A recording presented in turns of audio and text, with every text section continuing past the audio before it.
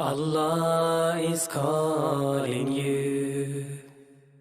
Allah is calling you. Calling you to say His name. Allah is calling you.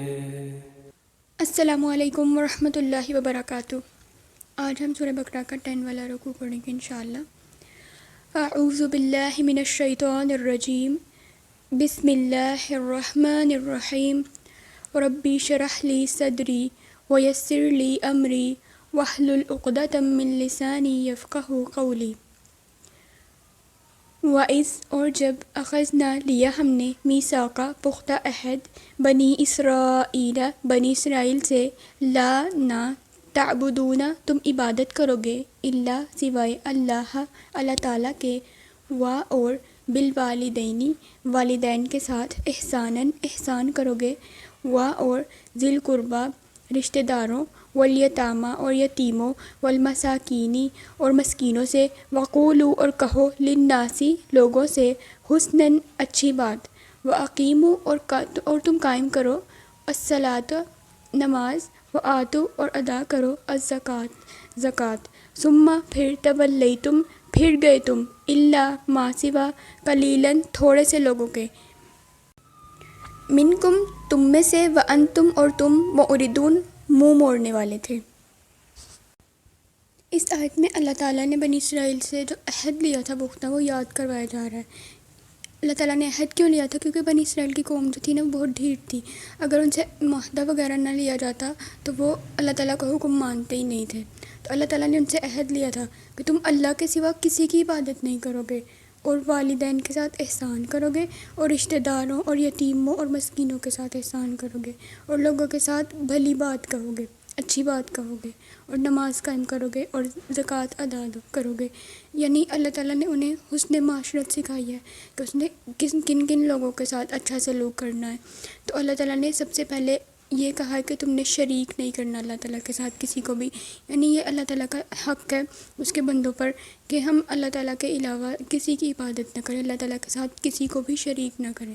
اور اس کے بعد اللہ نے کہا ہے وَبِالْوَالِدَيْنِ احسانا، یعنی اللہ تعالیٰ کے بعد ہم نے جس کے ساتھ احسان کرنا ہے وہ ہمارے والدین ہیں۔ یہ حکم صرف بنی اسرائیل کو نہیں بلکہ ہمارے لیے بھی تھا، اور اللہ تعالیٰ نے ان کے ذریعے اب ہمیں یہ سارا کچھ بتا رہے ہیں کہ ہم نے کن لوگوں کے ساتھ اچھا سلوک کرنا ہے، یعنی والدین کے ساتھ، پھر رشتہ داروں کے ساتھ، پھر یتیموں کے ساتھ اور مسکینوں کے ساتھ۔ یتیموں اور مسکینوں کے ساتھ حسن سلوک انسان کے لیے امتحان بن جاتا ہے، کیونکہ کمزور آدمی کے ساتھ صرف وہی انسان حسن سلوک کر سکتا ہے جو یہ اللہ تعالیٰ کی رضا اور خوشنودی کے لیے ایسا کر رہا ہو۔ اور لوگوں سے اچھی بات کہو، یعنی جب بات کرنی ہے، اگر کوئی بات بری لگ گئی ہے تو معاف کرنا ہے، درگزر کرنا ہے، کسی چیز کو حقیر نہیں سمجھنا، مسکرا کر محبت سے اور نرمی سے بات کرنی ہے۔ وَأَقِیمُوا الصَّلَاۃَ اور نماز قائم کرو، یعنی نماز قائم کرنے کا اور زکوٰۃ ادا کرنے کا بھی یہاں پہ حکم دیا گیا ہے۔ پھر تم میں سے تھوڑے سے لوگوں کے ماں سوا سب اس عہد سے پھر گئے اور تم منہ موڑنے والے تھے، یعنی بہت کم لوگ جو تھے، یعنی تھوڑے سے لوگ تھے جنہوں نے اس عہد کی پابندی کی تھی اور یہ تمام باتیں مانی تھی، اس کے علاوہ سب عہد سے پھر گئے۔ شریعت کے بنیادی احکامات کی پابندی اکثر لوگ کیوں نہیں کر پاتے، کیوں نظر انداز کر دیتے ہیں، یا بہت کم لوگوں کے علاوہ سب لوگ ان پہ عمل کیوں نہیں کر سکتے؟ کیونکہ زیادہ تر اللہ تعالیٰ نے جو حکم دیا ہے ہمیں، وہ ہمیں جہالت کی زندگی چھوڑنے کے لیے دی ہے۔ ہمیں اللہ تعالیٰ نے ہماری تربیت کی ہے قرآن کے ذریعے، ہمیں بتایا کہ ہم نے اس دنیا کی زندگی میں کیسے رہنا ہے، لیکن انسان کیا کرتا ہے؟ وہ اپنی خواہشات نفس کی پیروی کرتا ہے اور اللہ تعالیٰ کے حکم کو نہیں مانتا۔ اور اس جب اخذنا لیا ہم نے میثاقکم پختہ عہد تم سے، لا نہ، تسفکون تم بہاؤ گے، دماءکم اپنوں کا خون، ولا اور نہ، تخرجون تم نکالو گے، انفسکم اپنے آپ کو، من دیارکم اپنے گھروں سے، ثم پھر اقررتم اقرار کیا تم نے، وانتم اور تم تشہدون تم خود گواہی دیتے ہو۔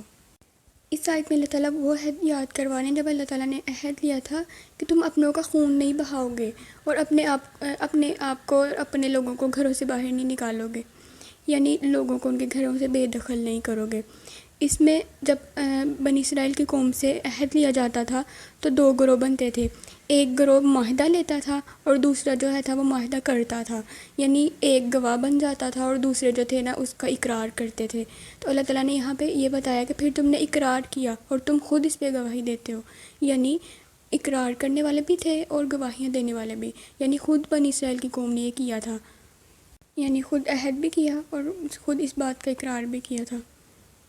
ثم پھر تم ہؤلائی وہ لوگ ہو تقتلون تم قتل کرتے ہو انفسکم اپنے آپ کو وتخرجون اور تم نکالتے ہو فریقاً ایک گروہ کو منکم اپنوں میں سے من دیارہم ان کے گھروں سے تظاہرون تم ایک دوسرے کی مدد کرتے ہو علیہم ان کے خلاف بالاسم ساتھ گناہ کے والعدوان اور زیادتی کے وَإِنْ اور اگر یأتوکم وہ آئیں تمہارے پاس اسارا قیدی ہو کر تفادوہم تو تم فدیہ دیتے ہو ان کا وہوا حالانکہ وہ محرم حرام کیا گیا علیکم تم پر اخراجہم انہیں نکالنا.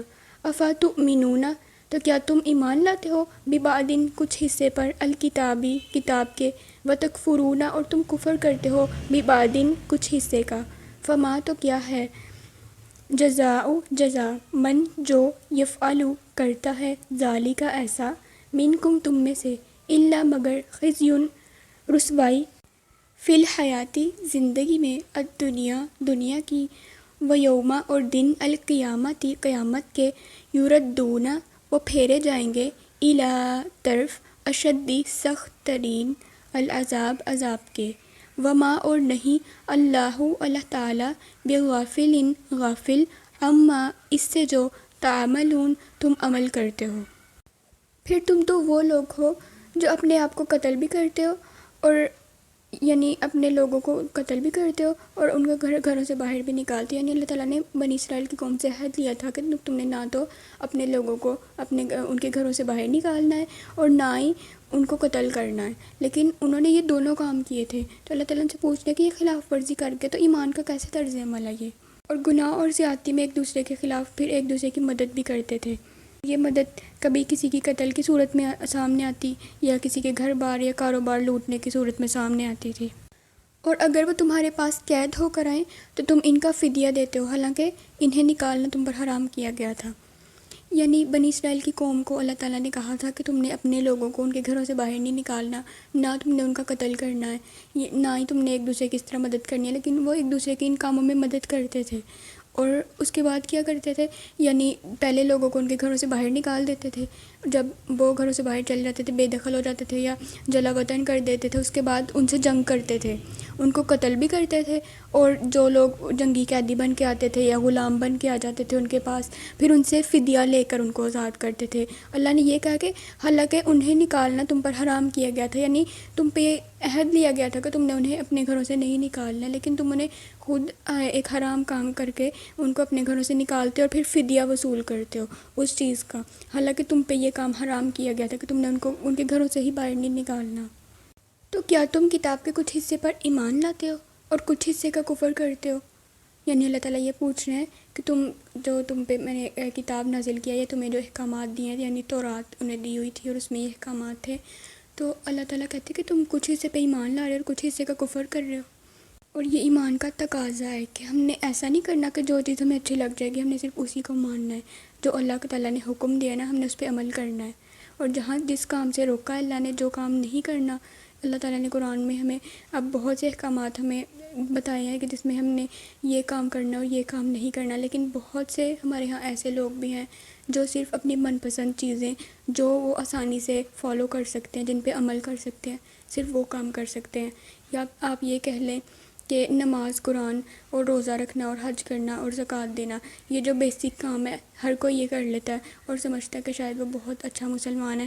اور باقی تمام جتنی بھی رسپانسبلٹیز ہیں, یعنی یتیموں کو کھانا کھلانا, غریبوں کو کھانا کھلانا, قرآن پہنچانا, قرآن کو پڑھنا, اس کی تعلیم دینا, اس پہ عمل کرنا, پھر لوگوں کی مدد کرنا, دین کے کام کرنا, وہ ان سب کو امپورٹنٹ نہیں سمجھتے اور وہ سمجھتے ہیں شاید یہ کسی اور کا کام تھا.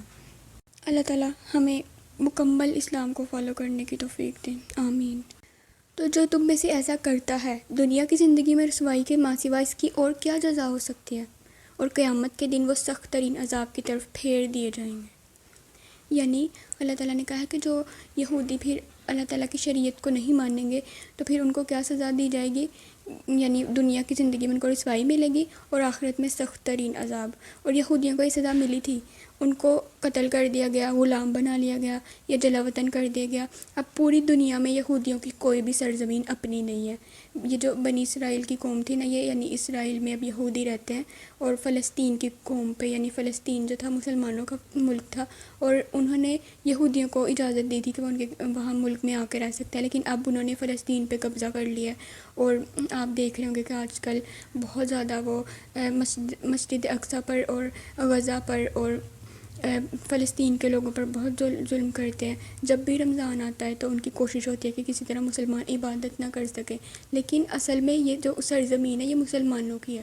یہودیوں کی پوری دنیا میں اب کوئی جگہ نہیں ہے، ان کا کوئی اپنا گھر نہیں ہے، یعنی ان کو جلا وطن کر دیا گیا تھا، ان کی آبادیاں ختم کر دی گئیں، آبادیوں سے محروم ہو گئے تھے، بستیاں جو تھیں نا وہ آگ کی نظر ہو گئی تھیں، اور ان کے نخلستان یعنی باغ وغیرہ زمینیں سب چھن گئے تھے ان سے۔ اور اللہ تعالیٰ نے قیامت کے دن بھی انہیں عذاب سے ڈرایا کہ آخرت میں ان کا عذاب ہے، یعنی اللہ تعالیٰ نے ان کو دنیا میں بھی اور آخرت میں بھی دونوں جگہ پہ ذلیل کرنا ہے۔ اور یہ حکم صرف بنی اسرائیل کے لیے نہیں ہے، یہ حکم میرے لیے بھی ہے، یہ حکم آپ کے لیے بھی ہے۔ اللہ تعالیٰ نے کہا ہے کہ جو بھی ایسا کرے گا کہ کچھ حصے پر اللہ تعالیٰ کی کتاب کے عمل کرے گا اور کچھ حصے پہ عمل نہیں کرے گا، تو پھر دنیا کی زندگی میں رسوائی کے سوا اس کی کیا جزا ہو سکتی ہے۔ تو ہم نے ایسا نہیں کرنا۔ اللہ تعالیٰ ہمیں قرآن پر مکمل طور پر عمل کرنے کی توفیق دے، قرآن کو ہمارے کردار میں، ہمارے اخلاق میں شامل کر دیں، آمین۔ اور اللہ تعالیٰ نے یہاں پہ کہا کہ آخرت میں ان کے لیے سخت ترین عذاب ہے، یعنی وہ عذاب کی طرف پھیر دیے جائیں گے، اس طرف دھکیل دیے جائیں گے، یعنی وہ نہ چاہتے ہوئے بھی اس طرف جائیں گے، ان کا یہی انجام ہوگا۔ اگر آج مسلمان ذلت یا رسوائی میں ہیں نا، تو آج ان کا سبب بھی یہی ہے کہ وہ کتاب کو مان نہیں رہے، کچھ حصے پہ عمل کرنے، کچھ کو چھوڑ دیا انہوں نے، اور اسی وجہ سے مسلمان جو ہے نا آج اتنی زیادہ تعداد ہونے کے باوجود غیر مسلم جو ہے وہ مسلمانوں پہ قبضہ کر کے بیٹھے ہوئے ہیں، اور مسلمان جو ہے ان کی غلامی کرنے پہ مجبور ہیں۔ آج ہمارے اپنے ملک میں بھی اسلامی قانون نافذ نہیں ہے، اور ہم لوگ غیروں کے قانون کو فالو کر رہے ہیں اور اس پہ مجبور ہیں، ہم کچھ بھی نہیں کر سکتے۔ وَمَا اللَّهُ بِغَافِلٍ عَمَّا تَعْمَلُونَ، اور اللہ تعالیٰ اس چیز سے غافل نہیں ہے جو تم عمل کرتے ہو۔ یعنی اللہ تعالیٰ نے یہاں پہ انسان کو بیدار کیا کہ جو تم عمل کر رہے ہو نا اللہ تعالیٰ کی نظروں میں ہے۔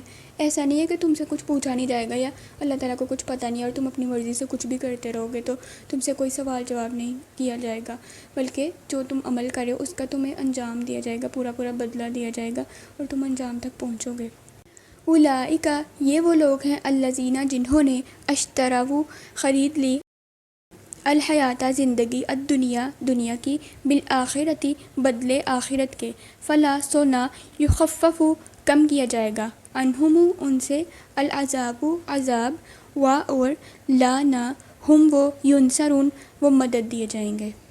یہ وہ لوگ ہیں جنہوں نے آخرت کے بدلے دنیا کی زندگی خرید لی، یعنی دنیا کے تھوڑے سے فائدے کے لیے انہوں نے آخرت کو داؤ پہ لگا دیا، یعنی اپنی مرضی کا دین جو ہے اس پہ عمل کیا، اپنی مرضی سے جو احکام ان کو اچھے لگے ان کو مان لیا، ان کو فالو بھی کیا، اور جو چیز اچھی نہیں لگی اس کو پس پشت ڈال دیا اور اس کو اہمیت ہی نہیں دی، اور دیکھا ہی نہیں کہ یہ بھی اللہ کا حکم ہے اور ہم نے اس کے بارے میں جواب دہی کرنی ہے، ہم اکاؤنٹیبل ہیں اس بارے میں کہ ہم نے بھی اللہ تعالیٰ کو جواب دینا ہے کہ اللہ تعالیٰ نے ہم سے یہ بھی تو سوال کرنا ہے نا کہ یہ حکم کیوں نہیں مانا۔ تو یہاں پہ اللہ تعالیٰ نے یہ کہا ہے کہ جو لوگ ایسا کرتے ہیں یعنی اپنی مرضی کا دین فالو کر رہے ہیں، تو وہ انہوں نے کیا کیا ہے، انہوں نے دنیا کے بدلے میں آخرت کی زندگی کو بیچ دیا، یعنی دنیا کی زندگی خرید لی۔ سو نہ ان کے عذاب میں کمی کی جائے گی اور نہ ہی وہ مدد دیے جائیں گے، یعنی ان سے کبھی اس عذاب کو ہٹایا نہیں جائے گا۔ آخرت کا جو عذاب ہے نا وہ ہمیشہ کا عذاب ہے، اور جو اس میں ایک دفعہ چلا گیا نا پھر وہ کبھی اس سے باہر نہیں نکل سکتا، ہمیشہ کی چیز ہے وہ۔ تو اللہ تعالیٰ ہم سب کو اس چیز سے محفوظ رکھیں، آمین۔ اور نہ ہی وہ مدد دیے جائیں گے، یعنی وہاں کوئی ان کی مدد نہیں کر سکتا۔ وآخر دعوانا ان الحمد للہ رب العالمین، سبحانک اللہم وبحمدک، اشہد ان لا الہ الا انت، استغفرک واتوب الیک۔ السلام علیکم ورحمۃ اللہ وبرکاتہ۔ Calling you to come home again. Allah is calling you. Remember when you were in pain. Remember when you called His name. But after He answered your prayer, you forgot that He is there.